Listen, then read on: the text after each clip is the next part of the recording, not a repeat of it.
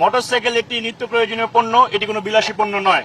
এবং একটি পণ্যের উপরে কয়বার ট্যাক্স বসানো যায় এটি আমাদের একটু জানার ইচ্ছা আছে। কেননা এই একই ধরনের মোটরসাইকেল যখন আমাদের পার্শ্ববর্তী দেশগুলোতে অনেক কমে পাওয়া যায়, 1 লাখ 1.5 লাখ টাকার বাইক ঢাকা শহরে কিন্তু আমরা 3 থেকে 4 লাখ টাকায় কিনি।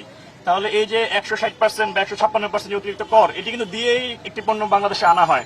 এরপর আমরা এখানেই শেষ নয়, আমরা যখন মোটরসাইকেলটি পারচেস করি, আমরা কিন্তু রেজিস্ট্রেশন করি, সেখানে 12 থেকে 22 হাজার টাকা পর্যন্ত আমাদের লাগে।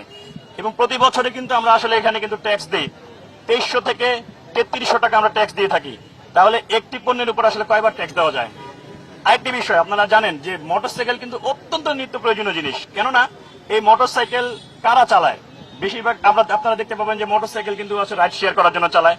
একজন পিজা ডেলিভারি, সে কিন্তু মোটরসাইকেল চালিয়ে তার পারিবারিক খরচ মেটায়। তাহলে এই মানুষগুলোর উপরে যদি কর আরোপ করা হয়, সেটি আসলে একদমই মানুষের পেটে লাথি মারার মতো। তাই আমরা এখান থেকে উদাত্ত আহ্বান জানাচ্ছি সরকারকে, বিনীতভাবে অনুরোধ করছি সরকারকে যে এই যে মোটরসাইকেলের উপর আপনারা ভ্যাট আরোপ করার চেষ্টা করছেন, সেটি পুনরায় বিবেচনা করবেন, আমাদের জনজীবনকে গতিশীল রাখার চেষ্টা করবেন। এবং আমরা বারবার এখান থেকে বলছি যে আমরা কিন্তু একদমই আসলে এখানে কোনো উচ্ছৃঙ্খলতা, কোনো ভায়োলেন্স করতে আসি নাই। আমরা এখানে শুধু দাঁড়িয়ে আমাদের দাবিটা প্রকাশ করতে চেয়েছি। একদমই দেখেন আমরা কোথায় দাঁড়িয়েছি, এমন ভাবে দাঁড়িয়েছি যে অত্যন্ত সুশৃঙ্খল। এখান থেকেই বোঝা যায় বাইকারটা কিন্তু আসলে সুশৃঙ্খল। তো সুতরাং আমার দাবি এটাই, বা এখানে যারা দাঁড়িয়েছি বিভিন্ন আরো অনেকে কথা বলবে, আমাদের দাবি একটাই, সেটা হচ্ছে যে ভ্যাট আপনারা নতুন ভাবে আরোপ করার চেষ্টা করছেন, সেটি যেন পুনরায় বিবেচনা করা হয় এবং নিত্য প্রয়োজনীয় জিনিস হিসাবে বাইককে বিবেচনা করা হয়।